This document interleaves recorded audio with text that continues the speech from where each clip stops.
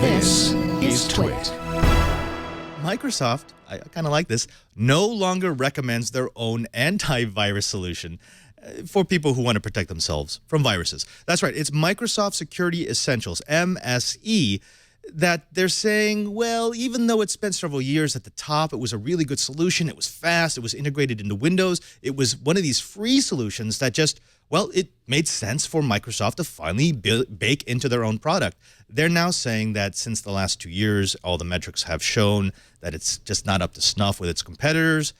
They've given up. They've said, look, it's a baseline. It's something that you can run, but you really should be running another antivirus on top. And they name a couple. They talk about McAfee. They talk about ESET. They talk about Avast and others. Brian, let me throw this over to you.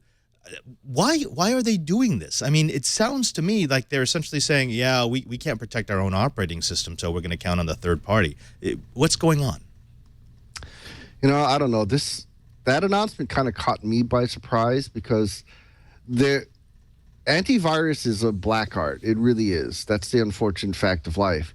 And while there are certain people that are better at it than others, in a lot of cases, when you're trying to protect, I'm almost thinking a external box is better at it, where you can start dedicating a lot of heavy lifting CPUs. Right. You know, Oliver, I'm one of these people who I don't run antiviruses, or I didn't run antiviruses on my boxes. I made sure everything was patched. I made sure I was always safe in my own private little piece of the network. But I didn't like the performance I took when I installed something from Norton or McAfee or anybody else. MSE was actually able to protect my system with a limited amount of overhead. Now it sounds like they're saying, yeah, we can't do that anymore. And does it sound really plausible to you that someone's going to run MSE and another layer of antivirus, or they're just going to turn off MSE, uninstall it altogether, and do what Microsoft says? Well, I got to shoot you down. Sorry. So they dropped MSE because of Windows 8.1. And if you look at the, quote, marketing term messaging, everything they have on TechNet or whatever, 8.1 is pitching Windows Defender and the Trustworthy Computing Initiative and the fact that it has biometric support natively, things like that. So obviously the right hand actually did talk to the left hand, and they figured MSE was extraneous, and they dumped it. I like this. Okay, so Microsoft's strategy now is to say, look, we don't need this security solution, but do you think they really want you to install a third-party antivirus? Well, I don't know where that came from. Windows 8.1, everything I've seen on TechNet and such, they're pitching that, and they're pitching it to the enterprise as well as the consumer. Wow. Okay. So, Cheever, let's go with that. So, 8.1 is doing away with MSE just because it's no longer needed. What does that tell us about Microsoft's belief in the security of their new product?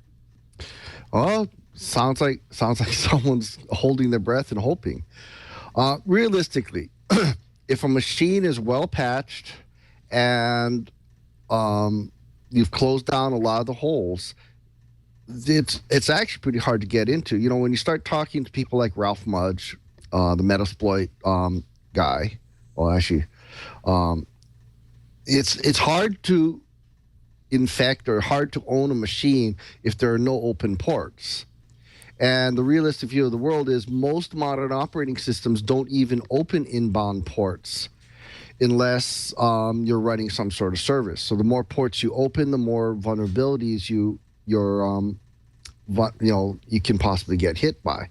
So if you have a device like Windows Defender and closing down all these ports, then maybe not so bad anymore.